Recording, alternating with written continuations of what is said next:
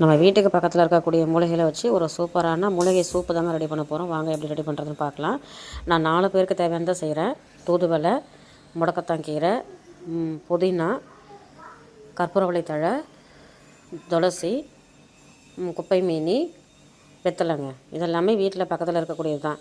இதை வச்சு நம்ம ஒரு சூப்பரான சூப்பு தாங்க ரெடி பண்ண போகிறோம். ஒரு சின்ன தக்காளி, ஒரு 6 சின்ன வெங்காயம், ஒரு சின்ன துண்டு பச்சை மஞ்சள், இல்லைனா மஞ்சள் தூள் ஒரு 1/4 டீஸ்பூன் சேர்த்துக்குங்க. 2 பல் பூண்டு, ஒரு சின்ன துண்டு இஞ்சி, காரத்துக்கு ஏற்ப ஒரு 1/2 டீஸ்பூன் மிளகு, 1/2 டீஸ்பூன் சீரகங்க. வானலில் ஒரு சொட்டு எண்ணெய் நல்லெண்ணெய் விட்டு நம்ம வச்சுருக்கக்கூடிய எல்லா இன்க்ரீடியண்ட்டும் வதக்கிட்டு கடைசியாக நம்ம வச்சுருக்கக்கூடிய தழைகளையும் வதக்கி ஆற வச்சு மிக்ஸி ஜாரில் மாற்றி அரைக்க போகிறோங்க. இதை ரெடி பண்ணுறதுக்கு முன்னாடியே ஒரு பாத்திரத்தில் ஒரு 400 ml தண்ணி ஊற்றி வச்சுருங்க. அது நல்லா கொதிக்கும். கொதிச்சதுக்கப்புறம் நம்ம இந்த விழுதுகளை சேர்த்து ஒரு கொதி வந்ததோ அடுப்பு ஆஃப் பண்ணிட்டு சேவ் பண்ணோம் அப்படின்னா நல்ல ரெமெடி இருக்குங்க. நீங்களும் வீட்டை செஞ்சு பார்த்துட்டு எப்படி இருக்குன்னு சொல்லுங்கள். இந்த மாதிரி வீடியோலாம் பார்க்கணுன்னா மறக்காமல் நம்ம சேனலை ஃபாலோ பண்ணிக்கோங்க.